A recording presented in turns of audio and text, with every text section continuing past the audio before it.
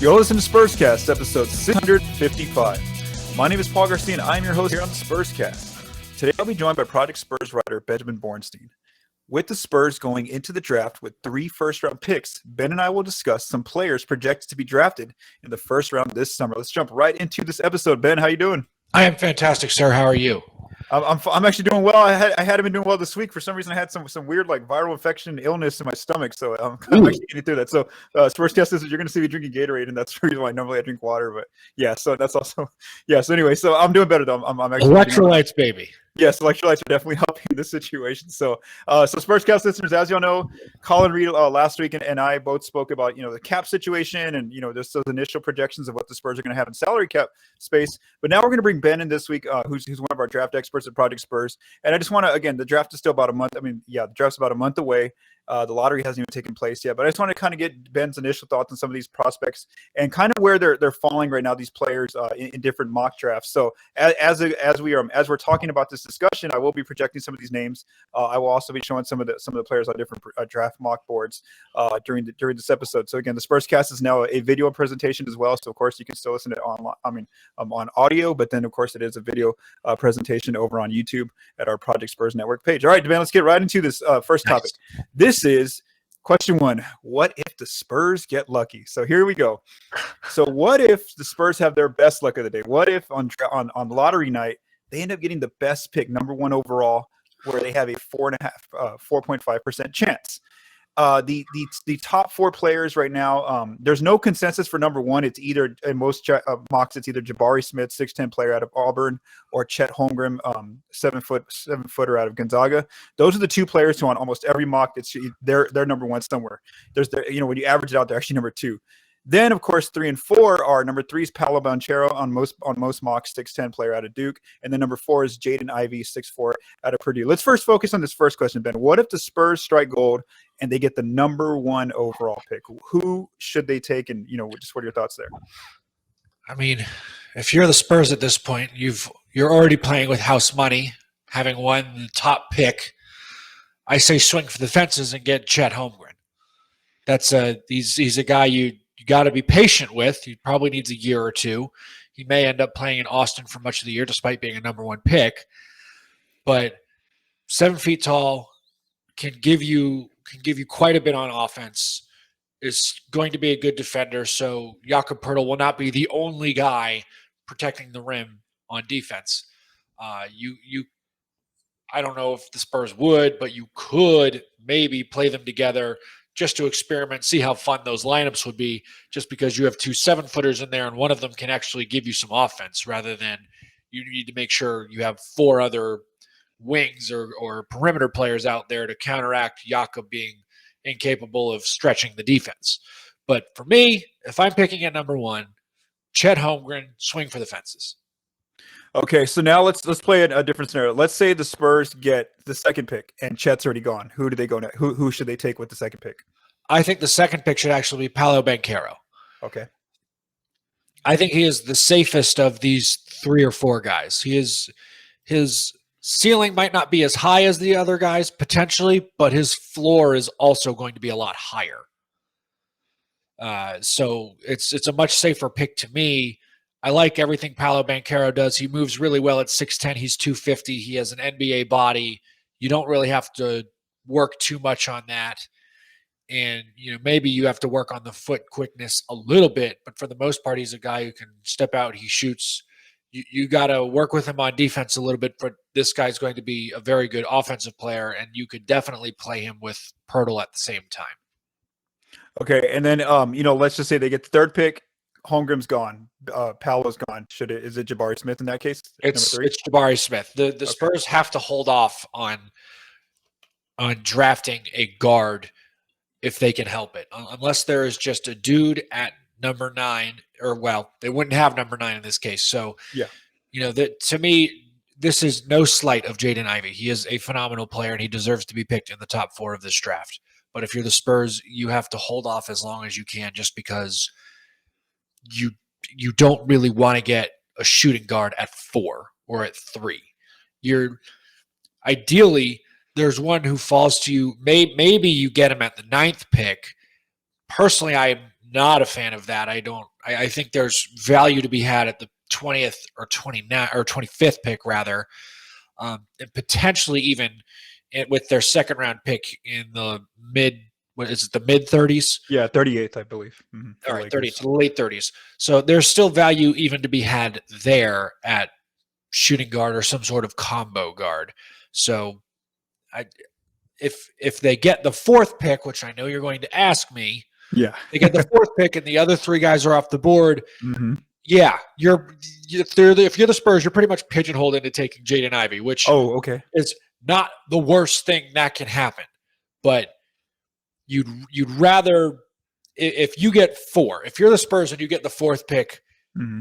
I think you have to trade it. You package it with the 20th, 25th pick potentially. You move down in this draft and then you get a future first in the next draft.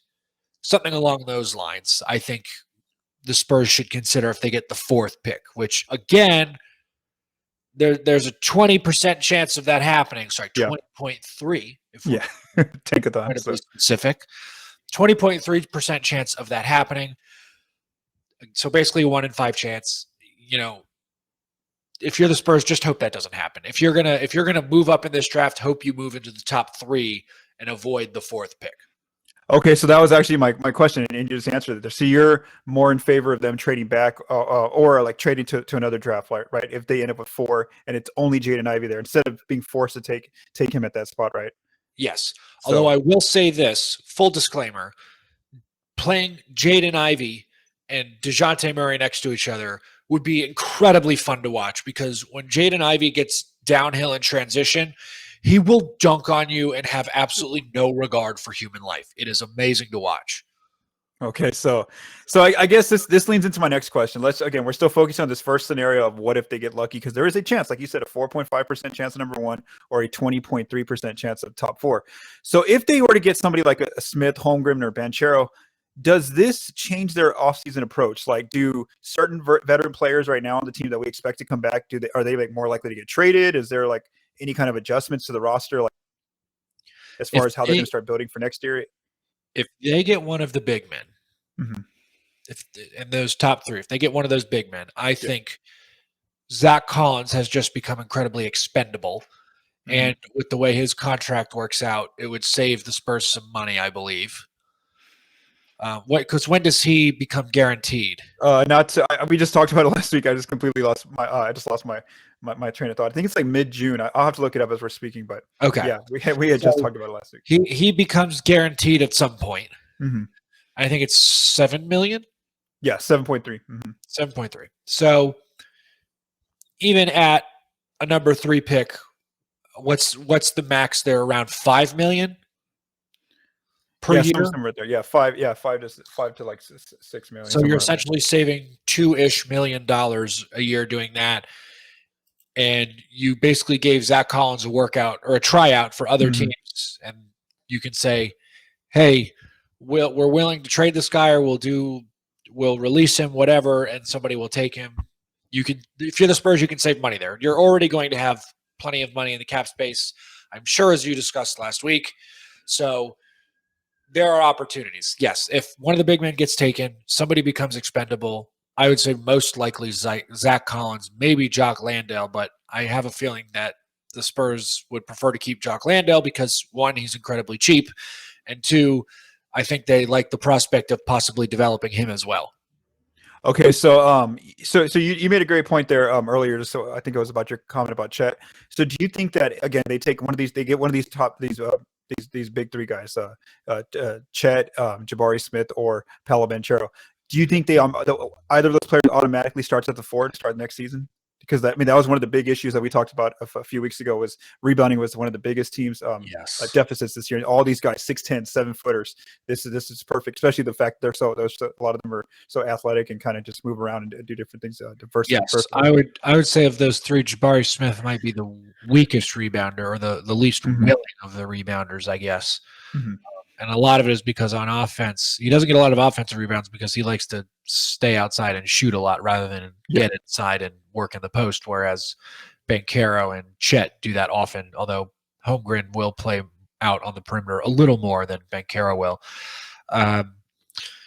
But I don't know if they start right away. It's tough to say. I would say that they're going to experiment with them in summer league and see how they look in summer league.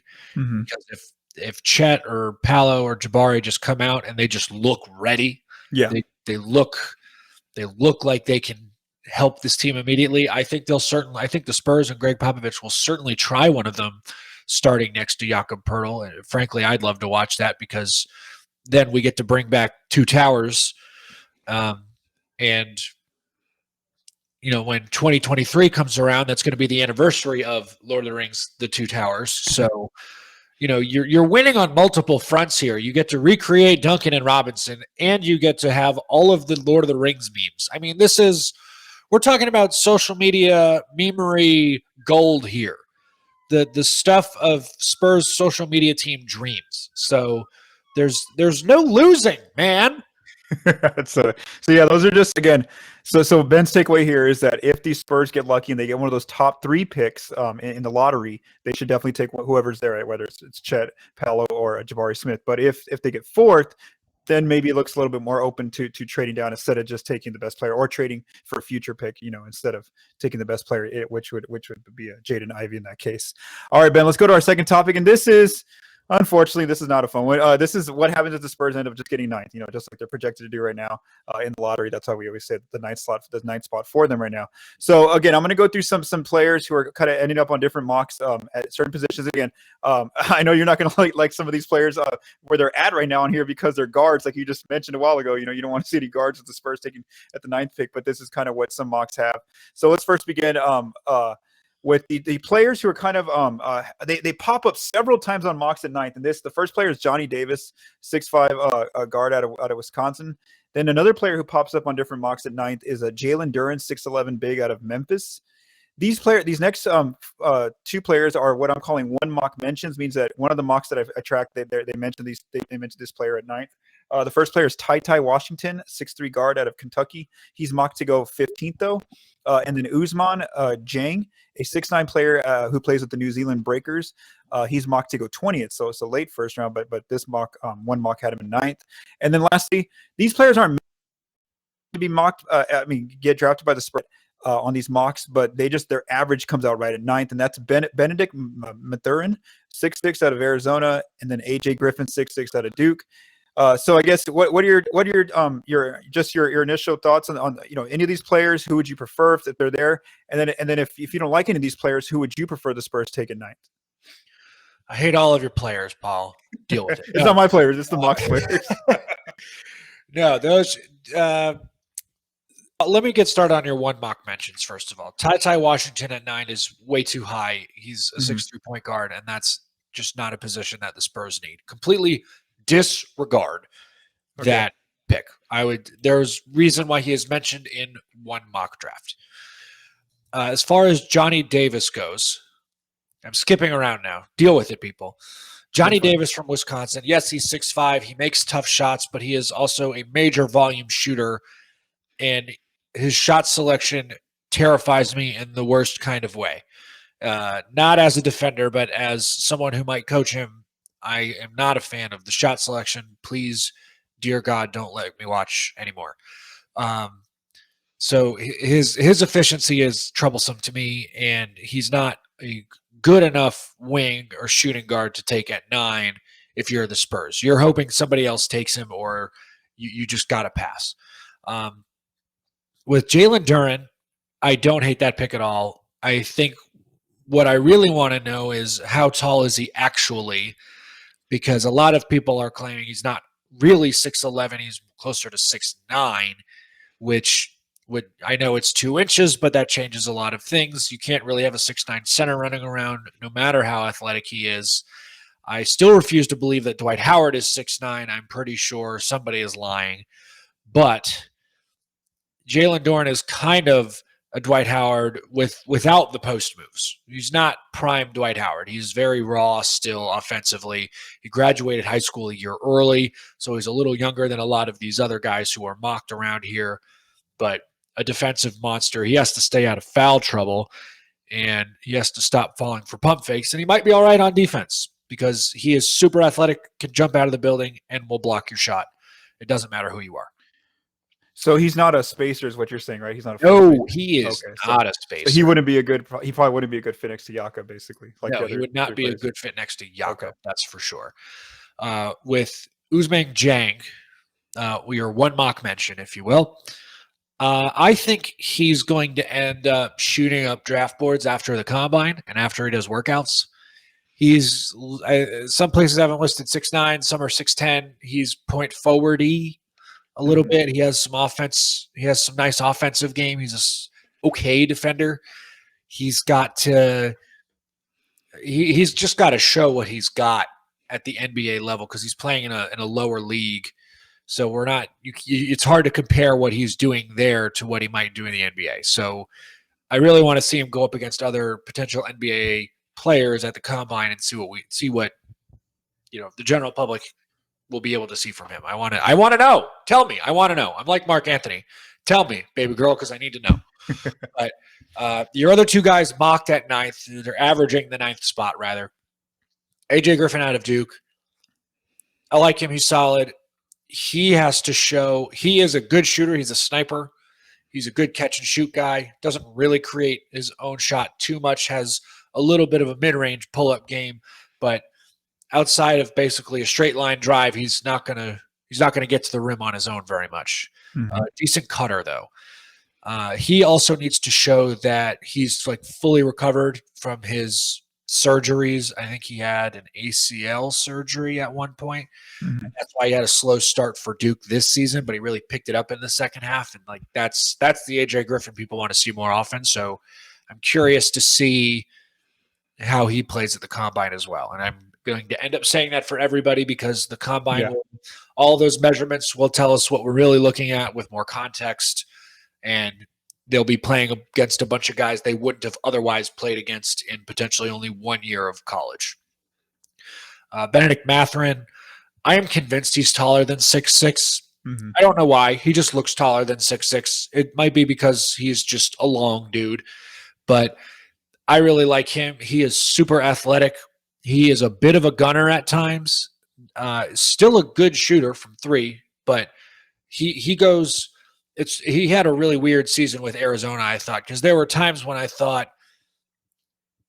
Benedict Mathurin, you need to go out and you need to hunt your shot because your bigs are failing you right now. Go out and get your own shot. And he was too passive. And then there were times where he was doing exactly that, but his bigs were playing well and everybody else on the team was playing well. And it's like, you don't need to go out hunting your own shot right now. Just like read the room, man, read the floor. So shot selection, decision making, a bit of a question mark. But those are my initial thoughts on those guys. I guess I had 2 comments real quick. Just on the side here. I guess you're very right, Ben, about the combine. I remember Josh Primo was a player who we started seeing his name start shooting up draft boards initially after the combine. That was a big thing. And then I will note, as far as the height on all these players, I did check just last night when I prepped these notes that this is what the NBA put as far as when they did their list of early entry candidates. So again, I don't think until we get to like the combine time is when we get the actual heights of all the players. So I'm inclined to say that those heights came from the schools rather than the NBA doing anything. Yeah, so exactly. Yeah, I think it's more so what the agent or the schools turned into the NBA or the teams, regarding those players. So again, that's exactly. I mean, that's just where I've gotten those heights from. And then I guess, Ben, my question to you would be, I know that I showed those players on that last screen. Are there any other players that you would prefer the Spurs take at 9th if they have that pick, and rather than any of those players? Ooh, and I know I have some players here on the screen, but you don't have to say from these players. Whoever's these are just players that. There is one guy I would like at 9. I think would be a nice fit, and that's where did his name go? I just had it. It's Jeremy Sohan out of Baylor. He's okay. He is incredibly raw on offense, and I think he's one of those guys who just recently started playing basketball. So you're going to have – he's another guy you'd have to be patient with, but I think he's a good fit because he can play 3 through 5 on defense, and he could be a little bit of a small ball 5 if you really want to try that. His shooting is going to scare off a lot of people, but his mechanics aren't bad. His stroke isn't bad. It's just he was inconsistent throughout the year. His role changed on Baylor they had, despite being a very good team, Baylor had kind of a weird year. They had injuries here and there. There are guys who missed, who they missed for long periods of time too, like double-digit games missed. So players' roles were changing throughout the season, and I think Jeremy Sohan's numbers kind of reflect that. I think he started off on the bench at one point and pretty much outplayed Kendall Brown, who everybody else thought would be the lottery pick, and now Sohan's being heralded as the Baylor guy who's probably going to be the lottery pick. So their roles changed, and the perceptions of them also changed. What I like, because I looked, because I was looking at not the players who are in the mocks, but as you can see here on the screen, I'm looking to like players like that again, like more at the 4, like players who I think can play the 4. Can he do that? Can he play like the 4 for the Spurs and be next to Jakob, or would they not fit together? He can space a little bit. He's a good driver. He can cut. The shooting is going to be a problem. He's not going to be able to space from the 3-point line. I think his mid-range game is going to be okay. But I think he could play with Jakob Poeltl, but I would actually be more interested in seeing him play as the 5 in a small ball lineup. Okay, that's interesting. And then what about this guy? Again, he's not mentioned, but again, I'm just looking at more so players in this range who are mentioned. Mark Williams, what kind of player is he?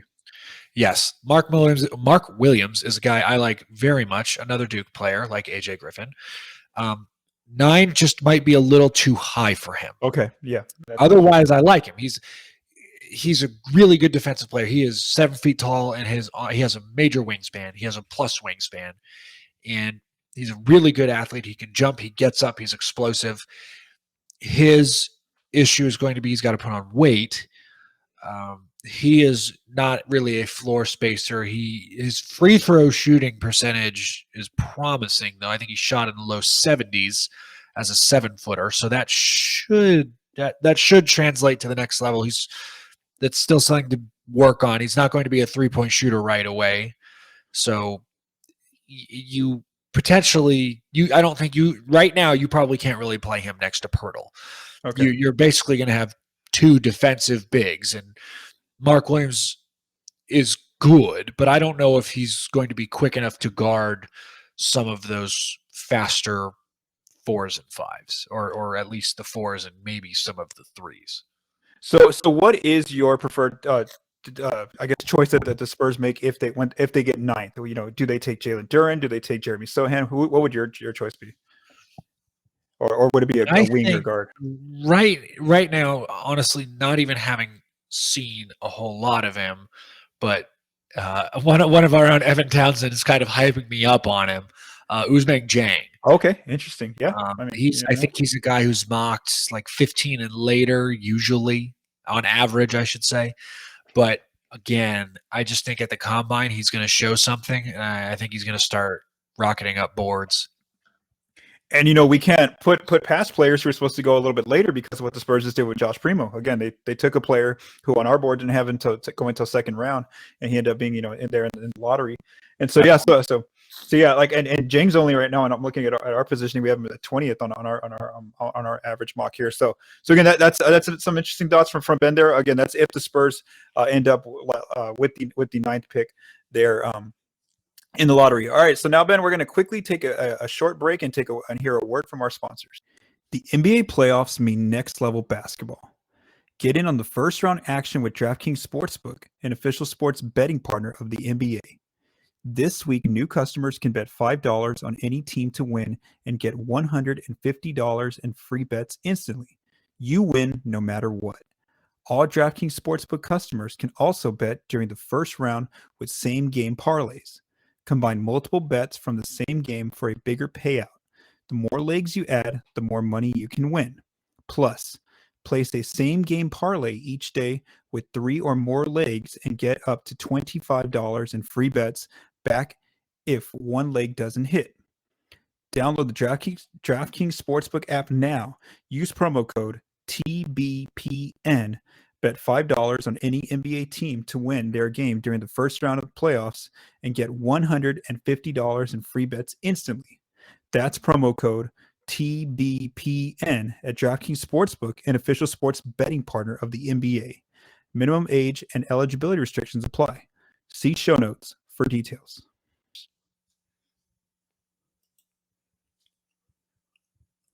All right, let's go ahead and move right back in here to discussing, what should the Spurs do with their draft picks in the first round. Again, it's an early discussion. Ben and I will have this discussion again later on as we get closer to knowing exactly what lottery pick the Spurs will have. The third topic, Ben, is that 20th pick that the Spurs have that they're getting from who is it, from Toronto? Yeah, from Toronto. The 25th is from Boston. So anyway, they're getting this pick from that trade with Toronto. Let's first begin with players, kind of like we did in that first slide about the about ninth. Basically, I want to make sure that those of you that are watching on YouTube can see this. Let me go ahead and project it for you all. So let's first look at players who kind of pop up at 20th multiple times on different mocks. The first player is Jaden Ivey, 6'3" guard out of the G League Ignite team. The next player is Kennedy Chandler, another 6-foot guard out of Tennessee, mocked to go 26. So again, some places have 20th, but then 26. Who are the one mock mentions? This is the first player, EJ Liddell, 6'7" player out of Ohio State. He's mocked to go 22nd. Marjon Beauchamp, 6'7" out of the G League Ignite, mocked to go 23rd. And then Wendell Moore Jr., 6'5", out of Duke. He's mocked to go 30th. Who are those again? The one mock mentions. Who's again is just kind of right there at 20th. Again, Jang is right there at 20th. His mock average, who we've discussed already. Then you have Kendall Brown, 6'8" out of Baylor. I guess, Ben, go ahead. What are your thoughts on these players? And then if you don't like any of these players, who would you prefer the Spurs take at 20th? Well, having said that, I want Ousmane Dieng at 9. He's not an option here for us, but just talking about Kendall Brown briefly, I don't feel comfortable with him at 20 anymore. He is going to be a project. He has had a roller coaster of a season. I mean, there were games where he looked absolutely amazing, like super athlete, just gets up above the rim. It was explosive, but not a consistent shooter. Kind of knew that, and so his volume reflects that. Great in transition, but I just don't feel comfortable with picking him at 20. So he is off my board there. Okay. A guy. There are a couple of the one mock mention guys are actually the guys I really like. So I'll talk about Jaden Ivey and Kennedy Chandler real quick. Kennedy Chandler. The Spurs don't need a 6-foot point guard. They just don't. There are teams that could use one, but the Spurs are not one of them. They have a 6'5" point guard. They like him very much, and he is quite a good player. He is an all-star player. Their backups are going to be fine. Trey Jones is coming into his own. He was second in the league in assist-to-turnover ratio. I think they're fine at point guard. So Kennedy Chandler, not for me. Jaden Ivey, for the sole reason that the Spurs are pretty set at point guard. You could argue they need a wing here or there. I'm on board with that, but Jaden Ivey is not a wing at 6'3". So I'm out. And for that reason, I'm out. But EJ Liddell from Ohio State, I really like him. He was a guy who has worked his butt off. He has gotten in much better shape. He used to be bigger than his 240 that he is now. Basically, every year he was at Ohio State, he was there 3 years. They asked him to, he went to coaches, or I think he tested the draft waters last season. And basically teams told him, you got to get in better shape and you have to be a better shooter. He went out and he did both of those things. He was a much better shooter this year. He was a really solid defensive player. But at 6'7", 240, his feet are not very quick. Okay. So he's going to have trouble guarding some of the perimeter guys. So that is concerning. But he could be a small ball 4, and he would actually protect the rim pretty well. He did that for Ohio State. So I don't hate that pick, but I don't think it would be my number one option. With Wendell Moore, a superb athlete there as well. He was in a similar situation to EJ Liddell, where he went to the NBA draft, tested the waters, and they said, hey, work on these things. He went out and he worked on those things, and he has gotten much better at them, and he should be rewarded accordingly. Everybody keeps talking about, oh, well, draft the raw guy because he's young and he has upside. And when you think about it, Wendell Moore is only, I think, 20 years old. He's not that old, and he's gone out and proven that, 1, he's going to improve his game, and 2, he actually is a better player than what he was coming out of his freshman year, coming out of high school. So to me, that's the kind of stuff that has to get rewarded. And I'm not saying the Spurs should pick him to reward him for all those things. They should still pick someone who they think fits what they're looking for. But I will always advocate, if a guy went back and decided he wanted to play another year of college ball and he worked on all the things he needed to work on, he should be rewarded for that. Instead of people saying, oh, well, he came out too early, shouldn't have done that. I was like, well, you all are going to complain that, he came out too late if he comes out next year. So there's no winning with you people. I hate you. But Marshawn Beauchamp out of G League Ignite, that's actually I think that'd be my favorite pick if he ends up dropping to 20. Again, this is a guy that Evan Townsend really knows much more about than I do. I have not gotten a chance to watch much G League this year, but from everything I hear, he kind of fits what the Spurs would be looking for. He's an athletic wing. I think he can shoot it a little bit, and he should be able to defend 2 or 3 positions. So to me, it feels like a sort of a no-brainer there at 20.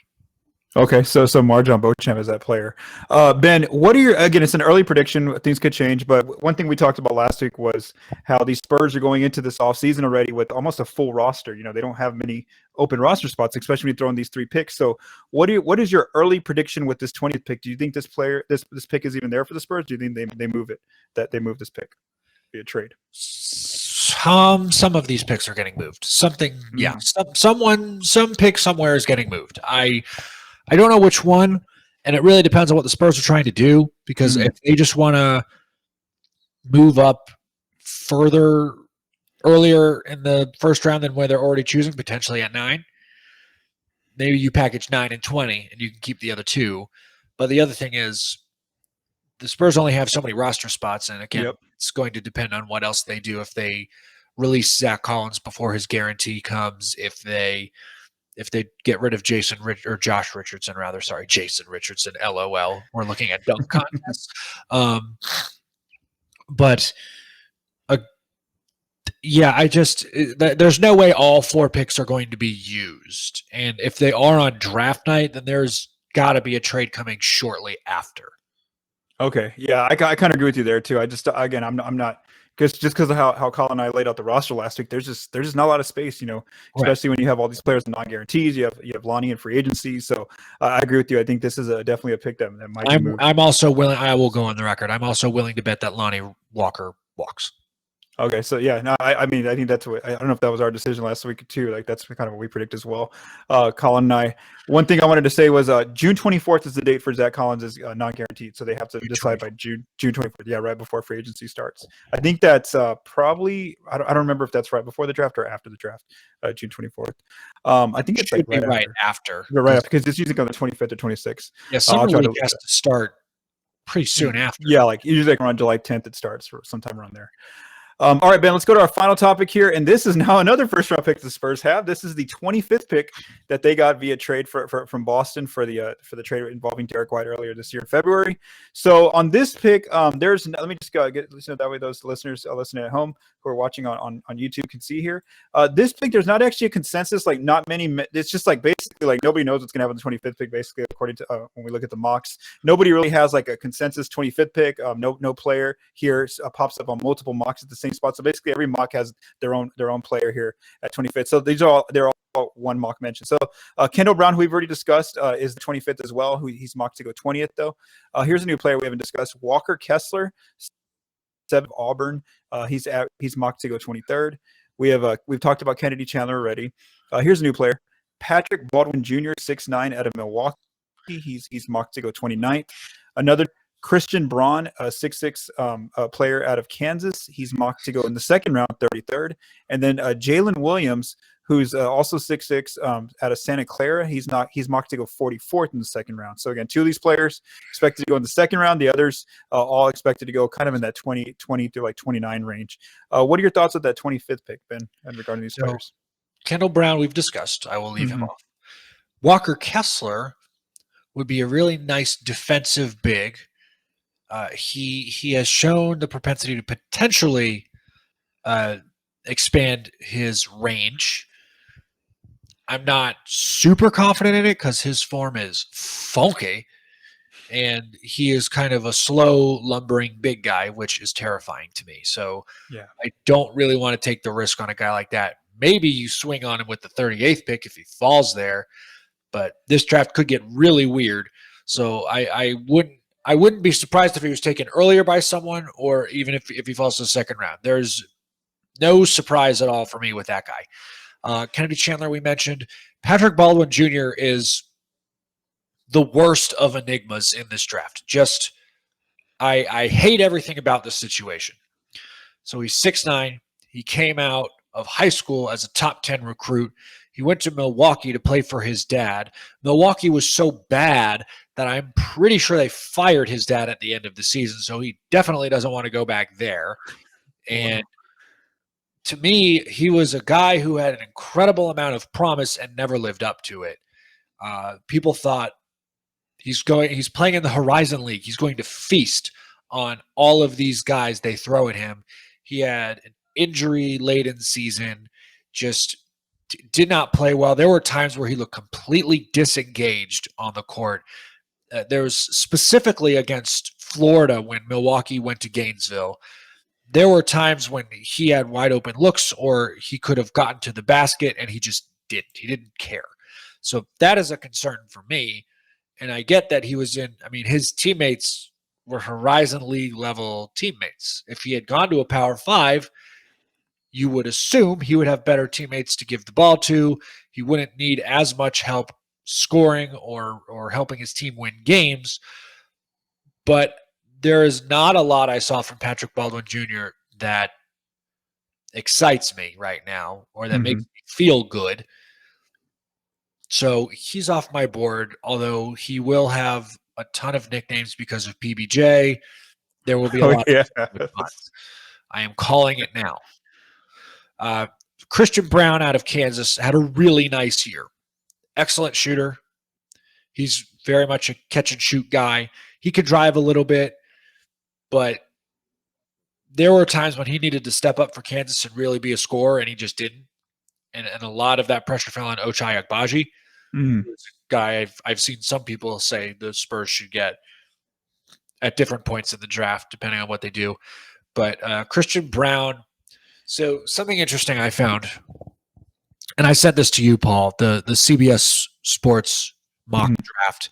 So Gary Parrish, I believe, who did the mock draft, Christian Brown as his 42nd best prospect, but had the Spurs picking him at 25. So there's some sort of disconnect there. I don't completely understand it, and I disagree with it. So I'm out. I'm out on that. He's either not the guy who should be picked 25th, or he's not the 42nd ranked prospect, one or the other. And as far as Jalen Williams goes, honestly, I have nothing on this Jalen Williams. Now, if you asked me about Jalen Williams out of Arkansas, I have things to say because he's 10 and is really athletic and can guard.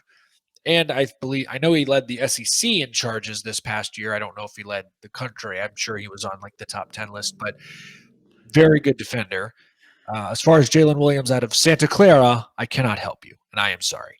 So I have no comments on Jalen Williams. He is not a guy I would pick because I don't know anything about Jalen Williams. That is a surprise. That would be a surprise pick to me. And a little terrifying because my reaction to Josh Primo getting drafted last year was not a good one because I was not prepared for that. So I would like not to have that kind of reaction again because that was not a good look for me. But I know you're going to ask me about any other guys I might like at 25th, and I'm going to beat you to the punch, Paul. Go ahead. I regret nothing. But if this guy falls to 25, I think he's a major steal. Jake LaRavia out of Wake Forest. This is a guy that Evan Townsend, again, raves about. Absolutely loves him. Thinks he's one of the greatest things since sliced bread. I put those words in his mouth. Don't quote him. That was me. But I really like LaRavia, too, after watching a lot of what he did at Wake Forest because his running mate, Alondis Williams, got all the shine, got all the hype. But Jake LaRavia does everything. He's 6'8", he's 230, he's very well built. He's got an NBA player's body right now. He moves pretty well. He's a good athlete. He gets above the rim. He's a smart player. He makes good decisions. I made the comparison to Franz Wagner. Evan didn't like that. Wasn't quite as high as I am, but they're similar in that They both shoot well from three, but they're low volume shooters. So that's probably the biggest similarity between them. And because Jake LaRavia had the opportunity to really show what he can do at Wake Forest. He played 2 years at a mid-major and then transferred up, whereas Franz Wagner started at Michigan. He only played the 1 year, and he went pro, and frankly was cheated out of many votes in the Rookie of the Year voting, but that's neither here nor there. That is not a topic for this podcast, but I will rant about that at some point on Twitter because I love Franz Wagner. But LaRavia, good shooter, cuts really well, knows the game, high basketball IQ, can get above the rim. I think he's a phenomenal player, and if he falls to 25, the Spurs are making out like bandits on that one. Wow, so that one actually threw me off because you haven't, I of course I pretty much put all your prospect watches players in there, and then you threw me a name who I didn't even know. Like so are you going to write about him in the future, LaRavia? Yes, he is coming up. Cool. Awesome, cool. So yeah, Spurscast is whenever that we put up the Project Spurs draft board, I'll make sure to add LaRavia. Ben just threw me off there because I wanted to look up. Oh, where is this guy on the mocks? But once you write him up, I'll put him into the list there, and then we'll see exactly where he's projected to go. And then I guess you kind of answered this earlier, Ben, just because you kind of said you do expect some of these picks to get moved. So I guess if this 25th pick could end up getting moved because we just again don't know what the Spurs are going to do with all these players. We don't think they're going to take all three of these first round picks. Yeah, I don't think they're using all three of these first round picks. They're definitely not using all four of their picks. I would guess they use one. I think if they're going to, it's tough. It really depends on what they do. Because if they trade to go lower in this draft and then to get into a future draft, I think that only takes 2 picks. But I think that takes 3 picks. But I think if they just want to move up to top 4 in this draft, I think it'll take 2 picks and potentially a player. Okay. So yeah, I mean, I'm with you there. I just feel like, I don't think they're going to take all 3 of these players in the first round, or use all 3 of these picks, should I say, in the first round, just because, like we talked about last week, the roster is just pretty much almost crunched up already. There's just too many players entering even into the offseason with the roster almost full. All right, so don't forget to visit projectspurs.com. Spurscast listeners, any offseason news that continues to come out about the Spurs, we will continue to write up. I know it's been a little quiet right now because they are in the offseason right now for them, the San Antonio Spurs. Also, like Ben just mentioned, he's continuing to keep an eye on different draft prospects with his Spurs Prospect Watch series. So again, keep an eye on that weekly from Ben. Thanks to Ben for joining me here on the Spurscast. And also thanks to Joe Garcia for mixing and producing this episode. From all of us at Project Spurs, stay safe and have a great day.